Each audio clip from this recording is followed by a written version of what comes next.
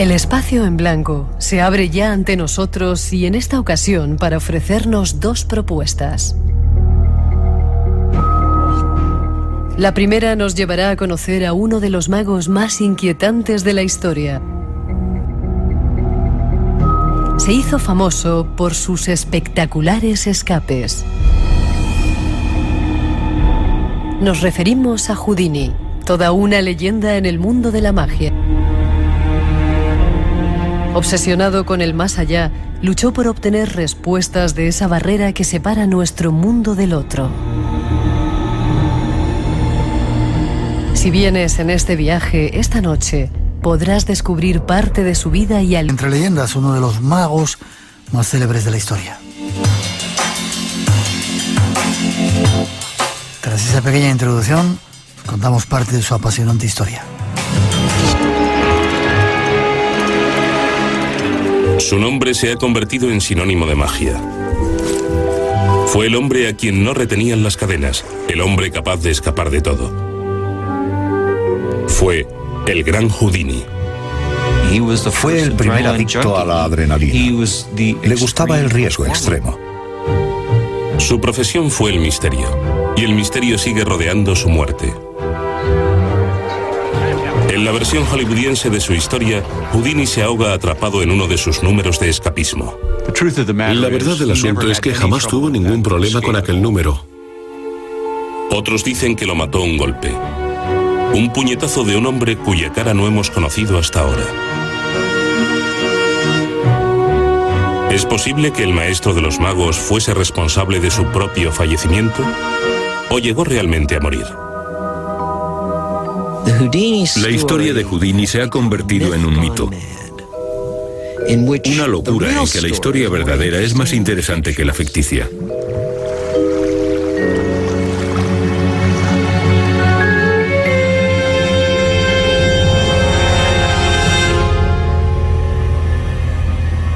Houdini, el gran mago. Conozcamos algunos detalles de su vida, de su leyenda, de su muerte. Nos ayuda nuestro próximo invitado.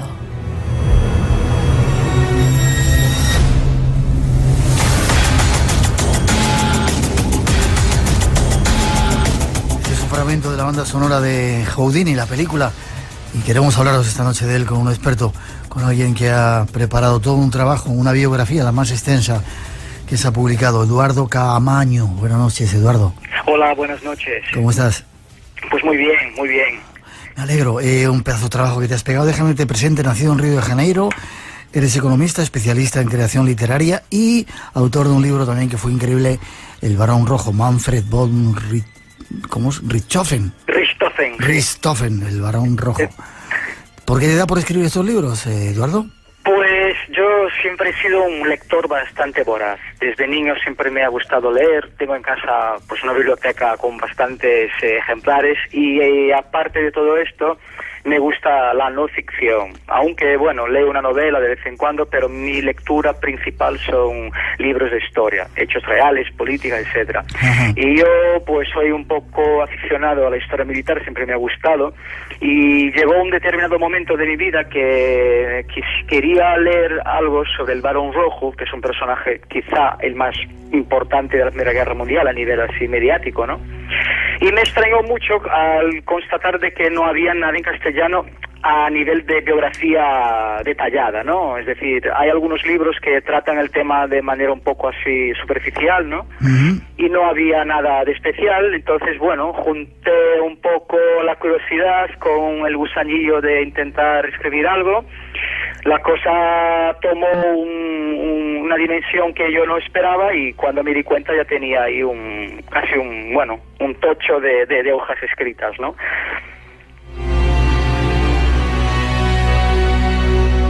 Eso pasaba con el Barón Rojo, con von Richthofen, y ahora nos llega Houdini. ¿Por qué Houdini? Otra vez te pregunto, Eduardo. Pues por la misma razón del Barón Rojo. Es un personaje que siempre me llamó mucho la atención. siempre tuve mucha curiosidad en conocer su vida y apenas habían obras que hablaban de él. En castellano no hay ninguna biografía dedicada exclusivamente a Houdini, como tampoco la había del Barón Rojo. Entonces, mi idea como escritor es intentar, bueno, un poco llenar este vacío que existe en nuestro idioma con biografías de personajes importantes, ¿no? Y que me gusten, que es lo más también, que es bastante importante, porque la redacción de una biografía es un trabajo que implica una inversión de 2 años y medio, 3 años, y entonces, claro, necesito que sea alguien que me guste, porque es una inversión a largo plazo y tiene que gustarme realmente. Pues este es nuestro invitado y este es nuestro protagonista, Houdini, y vamos a tratar de descubrir algunos datos seguramente desconocidos por la mayoría, por mí seguro, que ha sacado nuestro invitado de hoy. ¿Quién era Houdini? Veo aquí en el libro inmigrante húngaro de origen judío. ¿Cuándo llega a Estados Unidos? ¿Cómo llega? ¿Quién era? Cuéntame un poco la historia de este personaje. Vale, muy bien. Pues Houdini, su nombre real era Erich Weiss. Pues eso, es un personaje que nació en Budapest a finales del siglo XIX y es hijo de un rabino con una ama de casa, ambos de origen judía y húngaros, ¿no? Este matrimonio pues tenía 7 niños, Houdini es el cuarto, y eran pues una familia más o menos estable, de clase media, bueno, normalita, hasta que su padre quiso intentar la suerte en Estados Unidos, ¿no? Había una corriente migratoria bastante importante en aquella época, la gente buscaba el American Dream tan famoso que conocemos hoy, pero debido a las circunstancias su padre se fue solo, porque no podía arriesgarse y llevarse 8 personas y igual, pues si no triunfa, ¿qué hace con 8 bocas para dar de comer, no? Entonces fue solo. Más o menos intentó buscar una vida estable y luego reunió la familia 2 años después. Quedaron 2 años alejados el padre de la familia, hasta que se reunieron en Nueva York. Houdini entonces tenía 4 años de edad cuando llegó a Estados Unidos. Vale, ¿y él estudia en los colegios americanos, se desarrolla como un niño normal ahí en Nueva York? No, han sido muy pobres. Perdona que lapsus, porque realmente ellos se fueron a vivir en un pueblo de Wisconsin. Nueva York es otra etapa, muy cercana, pero bueno, ellos fueron a vivir en Appleton, que es una ciudad, un pueblo de Wisconsin. Se quedan allí un par de años, luego se van a Milwaukee, que es una ciudad un poquito más grande, pero aún así de pueblo, y luego se van a Nueva York en 4 o 5 años, y muy pobres. Su nivel económico de Budapest a Estados Unidos decayó bastante. Su padre no ha logrado concretar los planes que tenía para su familia, y lo pasaron bastante mal, la verdad. ¿No va a la escuela? ¿Cómo se educa? No va a la escuela. La suerte que tiene es que sus padres sí tienen formación. Su padre es un rabino, y los rabinos son personas que tienen una formación bastante importante. Su madre también era una persona que le interesaba la lectura. Entonces era educación a la tradicional, educación en casa. Entonces Houdini apenas ha ido a la escuela. Si no me equivoco, creo que hizo hasta el 6º curso y se quedó allí. Él y sus hermanos tenían que ir a la calle y hacer pequeños trabajos para ayudar a dar de comer. Entonces hacían de recaderos, limpiabotas, se buscaban la vida. Era la típica familia numerosa de muy malas condiciones de una metrópole como era Nueva York, ¿no?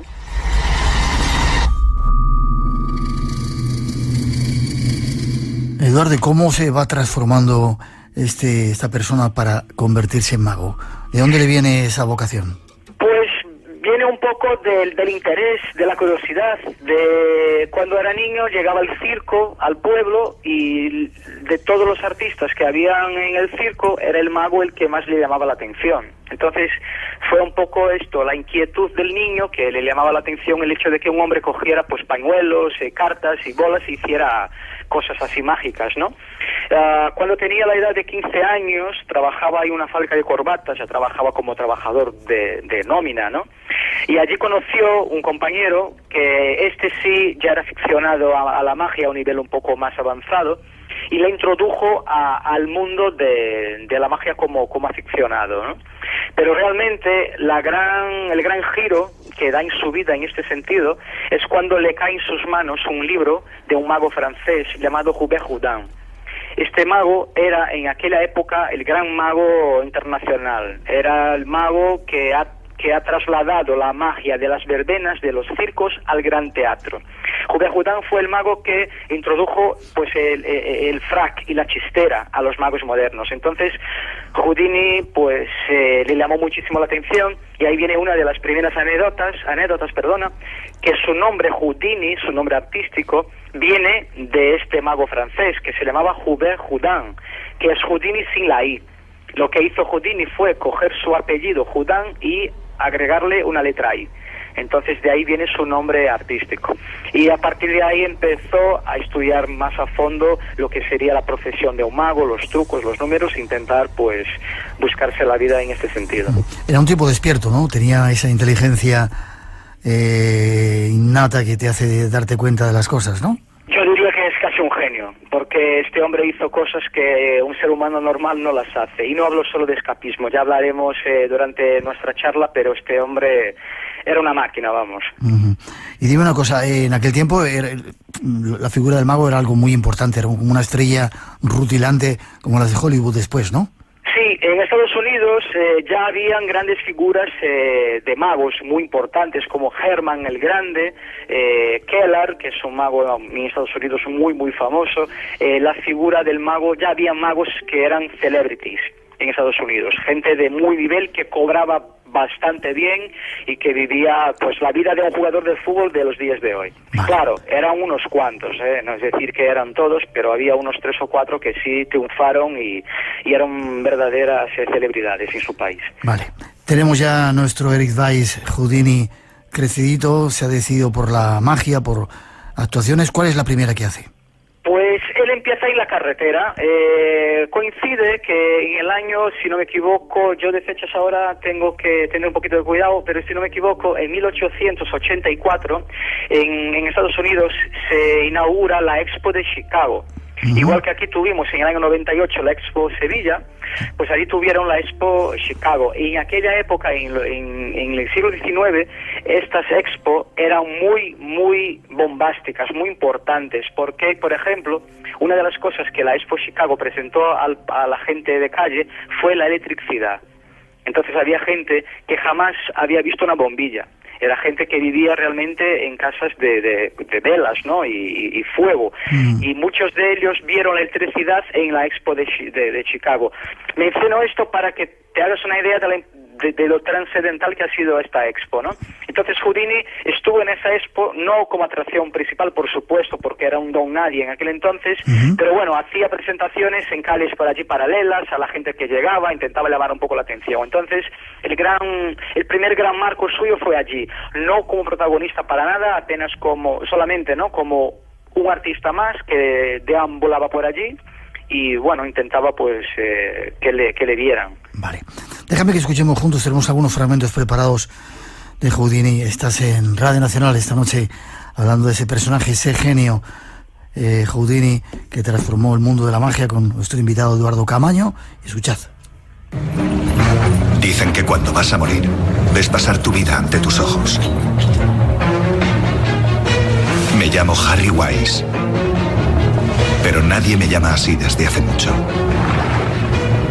Puedo escapar de casi cualquier cosa, grilletes, camisas de fuerza, lo que sea. Pero de lo que parece que no puedo escapar es de mí. ¡Soy el gran Houdini!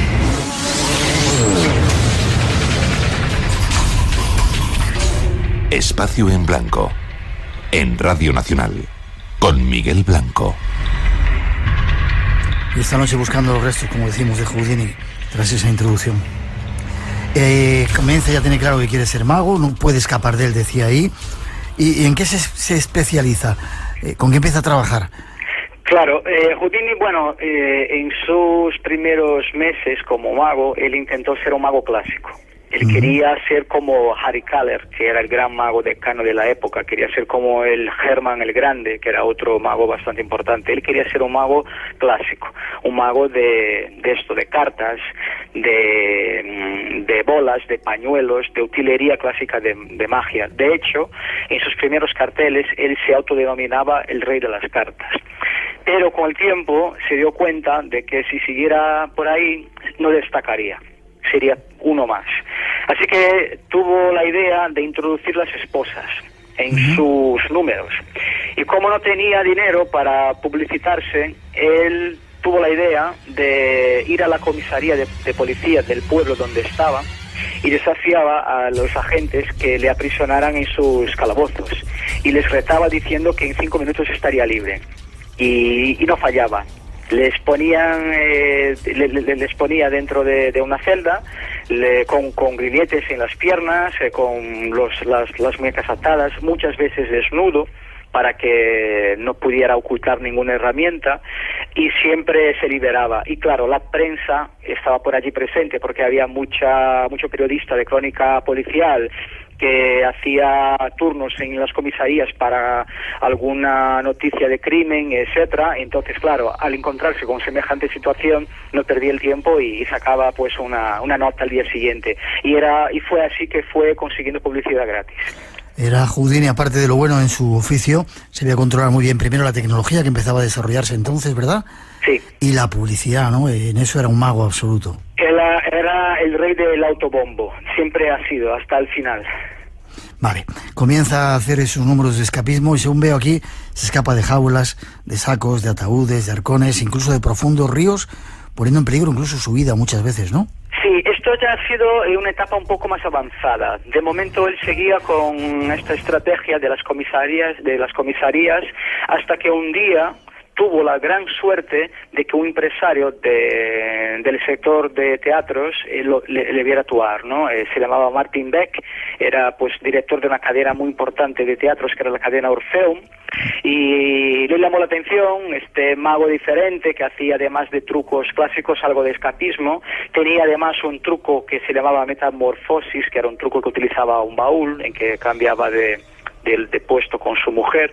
Y entonces este hombre, Martin Beck, le hizo una propuesta, que le había gustado su trabajo y que si quisiera pues podría presentarse en sus cadenas de teatro. Y ahí fue el gran salto, el primer gran salto. A partir de ahí Houdini abandonó la carretera, abandonó las verbenas, las presentaciones en circos de poca monta, ¿no? Y empezó realmente a formar parte de un casting de teatro de los buenos.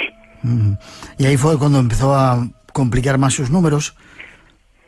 Sí, fue cuando empezó a complicar más los números. Luego, pasados 6 meses de la firma de este contrato, Houdini le molestó un poco que estuviera tan atado a las órdenes de su empresario, porque hasta entonces era un autónomo que hacía lo que quería y más o menos como le gustaría que fuera su espectáculo, y no le gustó mucho esto de tener un jefe, ¿no? Entonces, por aquel entonces, ahí hablamos del año 1900, él escuchó hablar de otros compañeros que había muchos artistas que se estaban yendo a Londres, porque Londres era en aquella época en Europa la gran capital del entretenimiento, y que los magos o artistas que triunfaban allí pues cobraban sueldos bastante buenos. Entonces él decidió pedir a su empresario, a Martin Beck, que le dejara una temporada irse a Londres a intentar un poco la suerte, y así fue.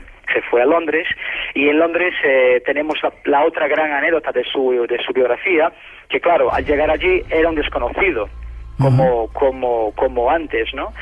Y él entonces, como sabía que esa estrategia de retar a los policiales funcionaba, pues él intentó hacer lo mismo en Londres, pero claro, como era muy atrevido, él intentó hacerlo con la Scotland Yard, que no es poca cosa. Entonces se dirigió a la Scotland Yard y hizo lo que hacía en Estados Unidos. Yo soy un mago escapista, quisiera que me encerraran en vuestras celdas y os voy a demostrar que puedo escapar en 5 minutos. El comisario de la Scotland Yard seguramente se cayó de risa, porque era un pobre hombre que, bueno, sabidoso que quería hacer allí, ¿no? Además extranjero. Y efectivamente, le aprisionó en una celda y él salió en 5 minutos. Y al día siguiente ocupó los titulares de toda Londres. Lo consiguió hacer rápidamente también. Sí, también. No, Houdini es Houdini. Hay que tener claro que Houdini es Houdini y nunca falla. Entonces al día siguiente ya ocupaba los titulares de la ciudad y llamando la atención de los empresarios. Entonces en muy poco tiempo ya controlaba el circuito británico de teatro. Ya estaba allí presente en todos los escenarios. No tenía hueco para su agenda.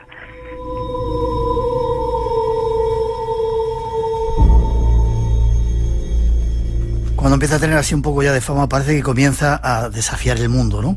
Sí, de ahí se va a Europa porque empieza a recibir propuestas de empresarios de teatros de Alemania, de Francia. Se fue a Rusia, donde se presentó a la familia imperial rusa, que eran los Romanov. Por desgracia nunca estuvo en España, pero anduvo por Europa, triunfando siempre. Con los desafíos siempre los ganaba y haciendo su nombre cada día más. Cada día se hacía más y más conocido. ¿Había mucha rivalidad con otros magos famosos en el resto del mundo?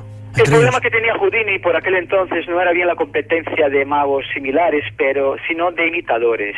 Porque claro, la gente era lista y más o menos veía cómo él triunfaba, intentaban hacer lo mismo. Entonces, especialmente en Europa, Houdini tuvo que lidiar con muchos imitadores, gente que intentaba sacar números muy parecidos con los suyos, pero claro, el público no era tonto y sabía que aquello era una copia barata, ¿no? Que el original era bastante más potente, pero aún así era bastante... le molestaba muchísimo saber que cosas que él ha creado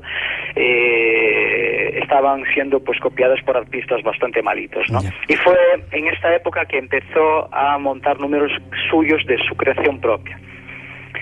Vale, cuéntame un poquito cuál es el número más complicado que hizo antes de volar y otra serie de cosas que luego veremos en ese momento de escapismo. ¿Cuál crees tú que fue el más peligroso y si estuvo a punto de morir?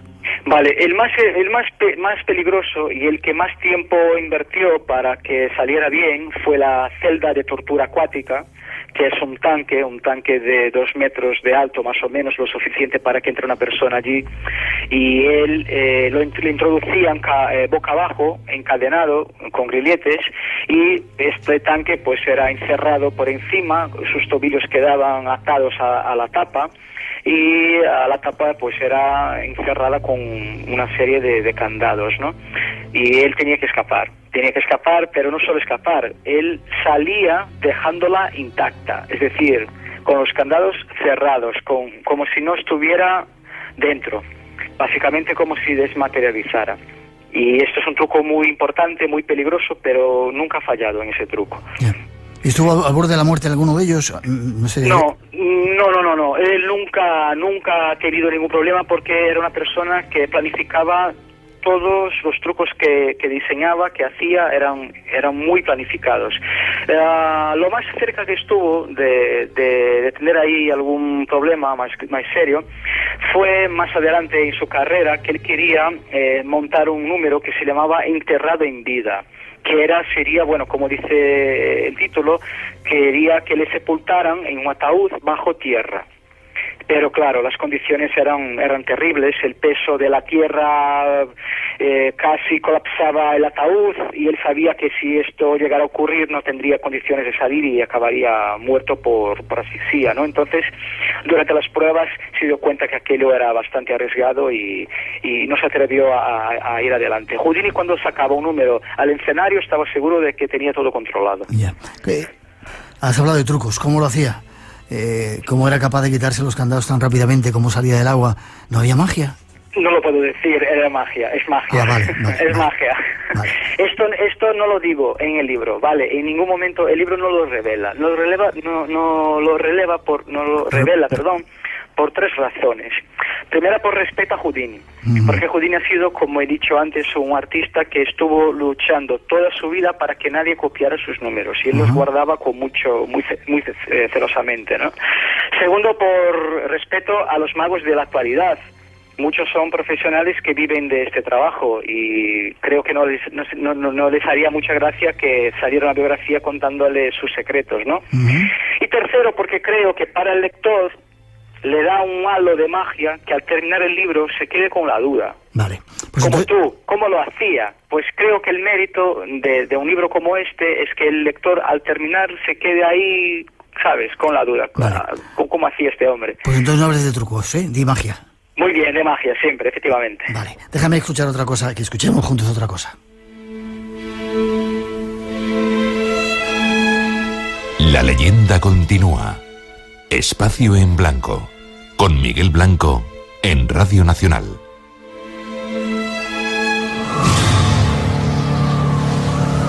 De un modo u otro, todos queremos escapar.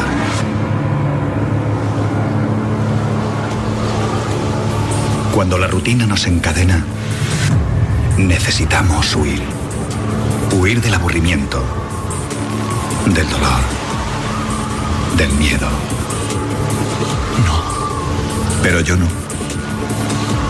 El miedo me dice que sigo vivo. ¿Cree que será capaz? Al contrario que otros, yo no escapo de la vida. Escapo de la muerte. ¿Qué forma de ganarse el pan?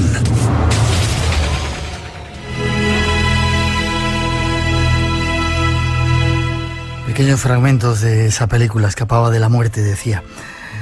Cambia un poco su técnica, Eduardo, y por aquí veo el mago volador. ¿Qué significa? ¿También volaba? Bueno, Houdini era una persona muy inquieta. Quería siempre retos y retos. Cuando vio que era el número uno de escapismo, que era el número uno de magia, que era ya una celebridad a toda regla en Europa y Estados Unidos, pues no le quedaban más retos. Así que empezó a darse cuenta de que el avión, que por aquel entonces empezaba a aparecer como medio de transporte, pues era algo bastante osado, ¿no? Y en Europa, que es donde surgió la aviación, aunque fue en Estados Unidos donde ha sido inventado por los hermanos Wright, pero en Europa fue donde realmente aparecieron los pioneros de recordes, ¿no?, que querían hacer muchas horas de vuelo, hacer largas distancias, etcétera. Entonces Houdini pensó que en Europa, que si intentara volar, que no sería mejor que los otros, porque allí ya habían pilotos bastante experimentados, hasta que se dio cuenta que en Australia nadie había volado. Como él quería tener su nombre en el Olimpo de los pioneros de la aviación, pues se compró un avión en Francia, lo empaquetó, se fue de avión a Australia y allí pues hizo el primer vuelo que se tiene noticia en Australia. Así que Houdini es el primer hombre a volar en cielos australianos. ¿Era también aviador entonces? Bueno, a ver, aficionado. Él voló lo suficiente para que tuviera su nombre inscrito en los anales de la aviación. Una vez que lo cumplió, lo dejó. ¿Cómo sabía utilizar la publicidad, Claro, efectivamente. Era para hacerse nombre, nada más. Vale. Llega el momento en que parece que se enfrenta con los espíritus. Parece que hay una onda en él de estar en contra de las sociedades espíritas que tan en boga estaban en aquel tiempo, ¿verdad? Y trataba de sacar la mentira o la verdad que había, sobre todo las mentiras que había, los fraudes que había en todas esas sesiones de comunicación, ¿no? Efectivamente, al contrario de lo que mucha gente piensa, Houdini no era un escéptico, Houdini creía. Lo que pasa es que, claro, él nunca encontró un medium que considerara como legítimo, ¿no?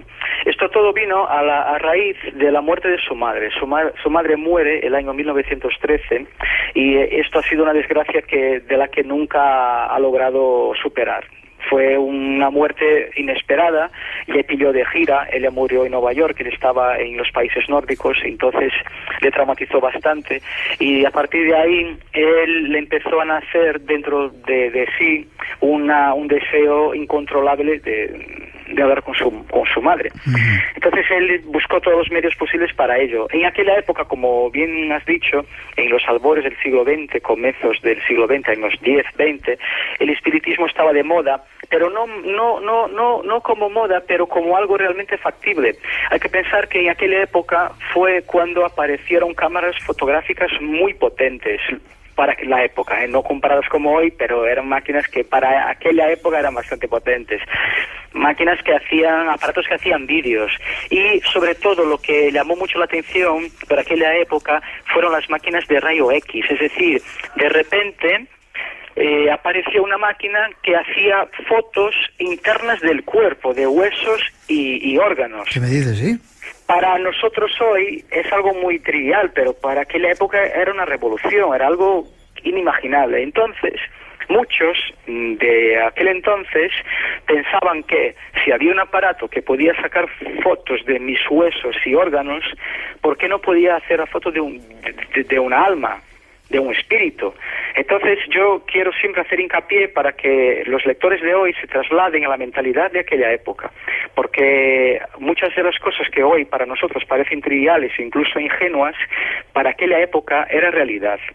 Y Houdini creía en esto también, era un amante de la tecnología, y él buscaba medios para hablar con su madre, lo veía factible. El problema que tenía, y era donde se enrabietaba, es que todos los medios al que se encontró eran estafadores. Y de ahí vino esta cruzada antiespiritista que él ha lanzado.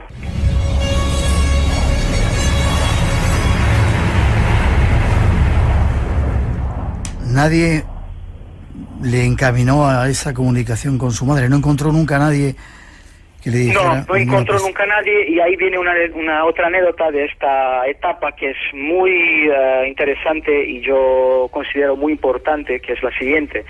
Su interés por el espiritismo le hizo entablar amistad con Arthur Conan Doyle, el creador de Sherlock Holmes. Era otra pregunta que tenía pendiente contigo. Allí hicieron un pacto entre ellos, ¿no? Sí, bueno, más bien pacto. El espiritismo fue el tema que les mantuvo unidos durante un tiempo, aunque ambos tenían posturas muy antagónicas. Houdini era creyente, pero muy cauteloso, muy cauteloso, extremadamente desconfiado. Y Conan Doyle era todo lo contrario, era una persona que creía en todo. De hecho, hubo un caso en los años 20 en Inglaterra de unas niñas, este caso es muy famoso, unas niñas que fotografiaron unas hadas en el jardín de su casa, sí. Y Conan Doyle se interesó por el caso, contrató servicios de especialistas en fotografía, incluida la casa Kodak de la época, para que estudiaran las fotos, y a la falta de un dictamen definitivo, Conan Doyle lo tomó como reales las fotos, y sacó un libro que está traducido en castellano, se llama La llegada de las hadas, si no me equivoco, que es un ensayo científico de estas fotos, de hadas y gnomos. Yo me gusta mencionar este libro para que los lectores y oyentes, en este caso, se hagan una idea del nivel de creencia que tenía Conan Doyle, que es muy llamativo por el hecho de que él ha sido el creador de un personaje tan analítico y tan frío como Sherlock Holmes, pero él era exactamente lo contrario. Y el pacto que dices tú fue lo siguiente. Conan Doyle creía que su mujer era medium, y su mujer también lo creía, ¿no?, que tenía poderes psíquicos, ¿no? Entonces, durante una gira que Conan Doyle hizo a Estados Unidos, se reunieron con Houdini, con los Houdini, porque ella incluye su mujer, ¿no?, en Atlantic City, que es una especie, como una Marbella de Nueva York, ¿no?, donde hay playa y bares y ocio. Se encontraron allí y Conan Doyle le dijo: mira, mi mujer me ha dicho que nota algo especial hoy en su cuerpo, en su mente, y cree que podría ayudarte a contactar con tu madre. Si te parece bien, nos reunimos esta noche en la habitación de nuestro hotel y lo preparamos todo. Houdini lo aceptó con bastante cautela y un poco a la contraria, porque él sabía que si la cosa saliera mal, la amistad sufriría bastante. Entonces lo aceptó más bien para complacer a su amigo que por otra cosa, porque él tenía mucho miedo de que eso pudiera estropear su amistad. Estropear su amistad. Pero bueno, entonces se fue a la hora concretada, y lo típico de una sesión espiritista, ¿no? Bajaron persianas, encendieron una vela, pusieron allí la foto de su madre y empezó una plegaria. Y en un momento de arrebato de los medios, la mujer empezó a escribir con los ojos cerrados, balbuceando, hablando idiomas extraños, y empezó a escribir, y a cabo de pocos minutos sacó una carta de 15 páginas. Vale, exultante Conan Doyle, para él aquello fue una victoria de final de Champions League, ¿no? Es decir... ¿De cuántos folios has dicho? 15 folios. Y Conan Doyle lo celebró, como te comentaba, como un gol de final de Champions, ¿no? Tantos medios por ahí, y justamente ha sido mi mujer la que ha logrado contactar con la madre de Houdini, ¿no? Houdini cogió la carta, la leyó, le dio las gracias y se fue. Y se fue bastante trastornado. Vale, espera, no digas más. Déjame que ponga una cosita. Tienes una cuenta pendiente con nosotros. Así que da igual donde vayas, por mucho que te escondas, por lejos que estés. Tenemos los mejores equipos de especialistas en eliminar las distancias. En Twitter somos @lasmanonas_rm. También estamos en Twitter, donde somos @esto-me-suena, y tenemos nuestro Twitter, @tablero. Cuando quieras, nos encuentras. A través de Twitter, @Radio Gaceta. @RN, la cuenta de Twitter de Radio Nacional de España.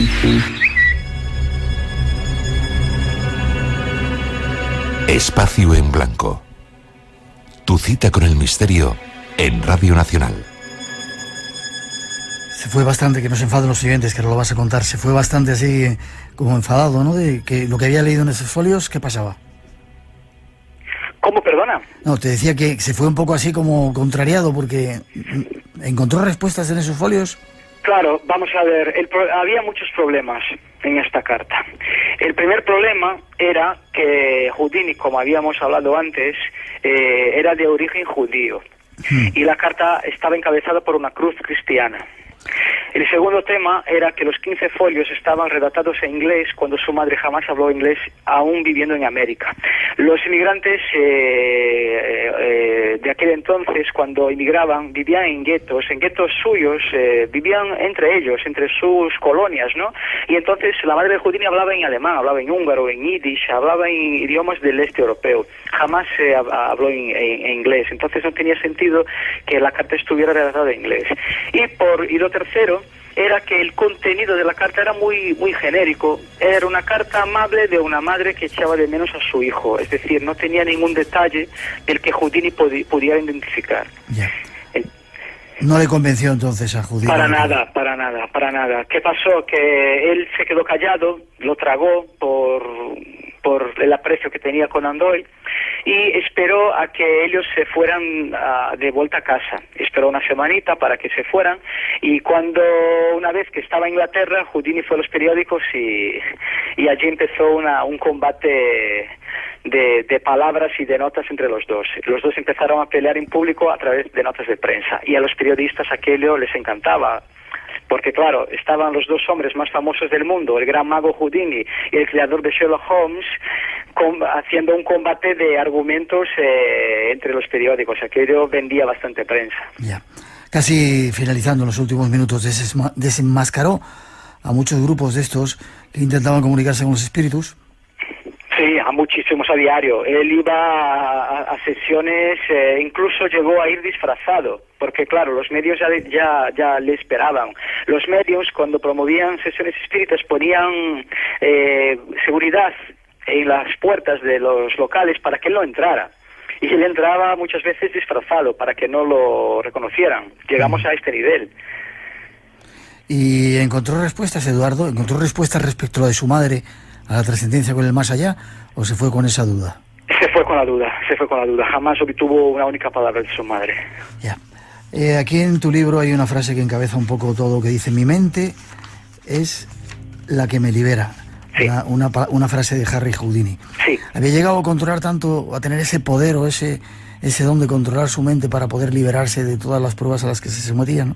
Sí, Houdini durante toda su vida convivió con el dolor, porque claro, sus números de escapismo conllevaban a estar atado a muchos pares de grilletes, de esposas, y según los desafíos se ponían más duros, pues la gente le castigaba bastante. Hay fotos muy penosas, que estaban con cadenas hasta el cuello, y esto claro hace daño corporal me refiero. Entonces hay que tener mucha fuerza mental para aguantar todo esto. Houdini ha sido sepultado en agua, en tierra, le faltó prenderle fuego casi. Entonces, cuando Houdini dice que mi mente es la llave que me libera, quiere decir que él está preparado para afrontar lo que sea. Incluso cuando era pobre, una de las cosas en las que escapó fue justo de la pobreza. Entonces, su mente es la llave que le libera de cualquier atadura, sea social, económica o física. Es la gran frase de Houdini, en mi opinión. Por eso encabeza el libro.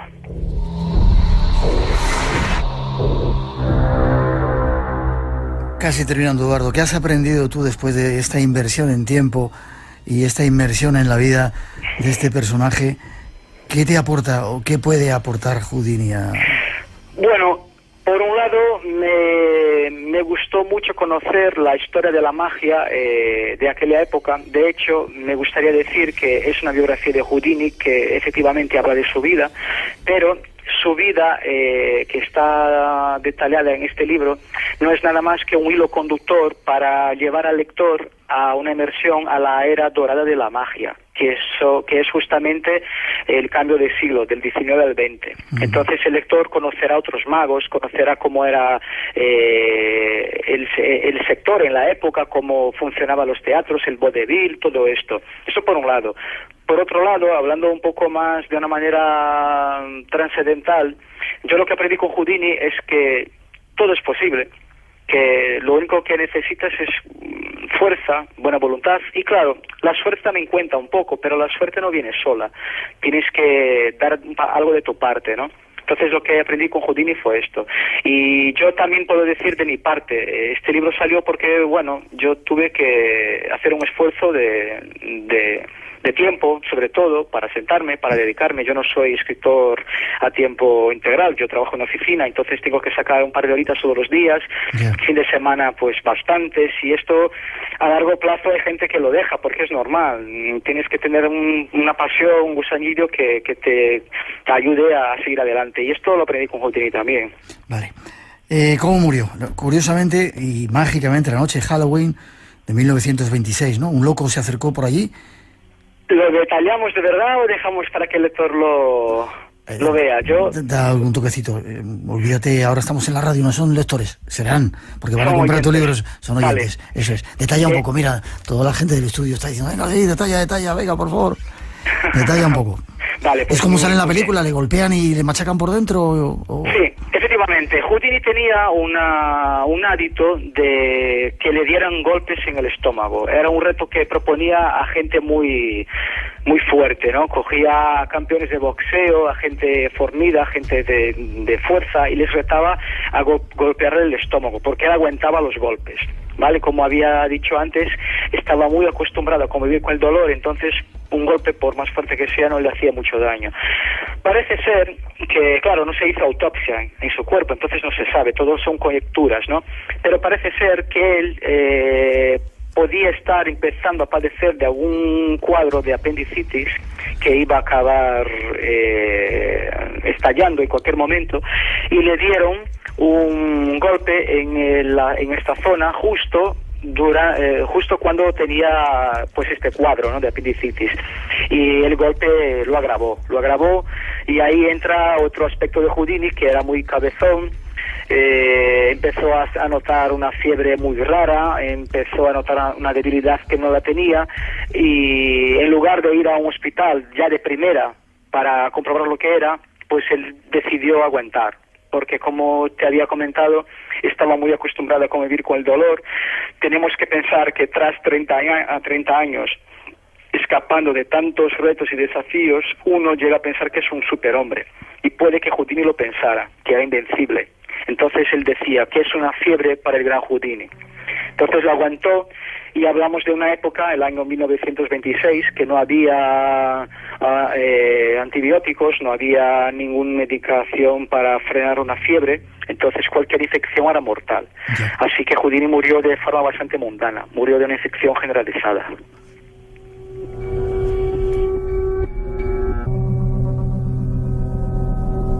Terminamos, y después de cruzar la barrera de esta vida con la otra, Houdini no ha vuelto para comunicarse o comunicar algo para confirmar que existe esa vida. Claro, Houdini en vida ya sabía que si el día que se fuera, que iban a empezar a aparecer muchos medios estafadores diciendo que habían logrado contactar con él. Él lo sabía. Y para prevenirlo, habló con su mujer y le dejó un código. Y le dijo, mira, cualquiera que se acerque a ti y que te diga que ha contactado conmigo, lo primero que tienes que decirle es cuál es el código. Y si no lo saben es porque nunca han logrado hablar conmigo. Es que es mentira. Ajá. ¿Y alguno lo consiguió? Bueno, 10 años, bueno, su mujer, claro, una vez que se fue, ella misma intentó por su cuenta. Entonces ella se encerraba todos los días en su habitación y, bueno, rezaba con su imagen delante, con una vela encendida, y intentó por su cuenta algún contacto y no lo consiguió. Cuando pasaron 10 años de su muerte, el año 1936, ella decidió hacer una sesión espiritista mediática y multitudinaria. Entonces, cogieron la azotea de un hotel de Hollywood, que era un hotel bastante famoso, montaron unas gradas para 200 personas, llamaron periodistas, pusieron antena de radio en directo, es decir, un evento total. Y allí sería el último intento. Llamaron a mediums que, bueno, tenía algo de legítimos, ¿no? Gente seria. Llamaron a especialistas, a filósofos, encargaron un equipo bastante bueno. Y allí hicieron una vocación para intentar llamarle. Esta sesión espiritista está grabada y se puede encontrar en internet. Si vamos a YouTube y la buscamos, está en la íntegra, lo tenemos integral, toda la sesión desde comienzo al fin. Y cuando termina, pues no lo consiguen. Entonces el líder de la sesión, la persona que llevaba el evento, se acercó a la mujer de Houdini y le dijo: hemos intentado y no lo hemos conseguido. ¿Qué dice usted? Y ella se acerca a la foto de Houdini y dice: mi querido, han pasado 10 años y creo que es mucho tiempo para que una mujer espere a un hombre, así que te doy las buenas noches y adiós. Y se acaba ahí.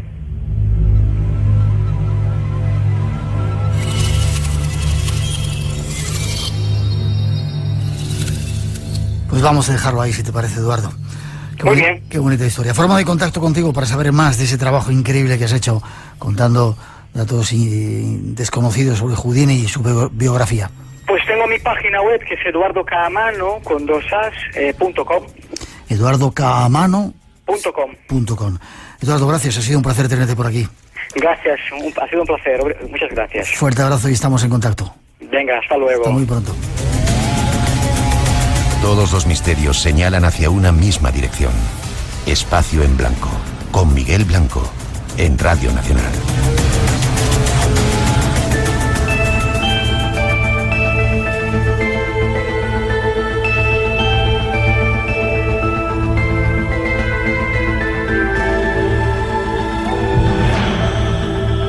La historia de ese mago, uno de los más célebres de nuestro tiempo, Houdini. Ojalá os haya servido para conocer algo más de la vida de este personaje que aún vive entre leyendas.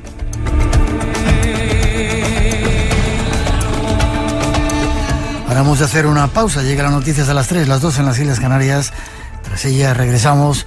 Un nuevo viaje espera. Un viaje que nos va a llevar a una tierra llena de tesoros, de leyendas, de palacios y mucho más. Descúbrelo aquí, en Radio Nacional, en el Espacio en Blanco, en unos minutos. Enseguida regresamos, no te vayas.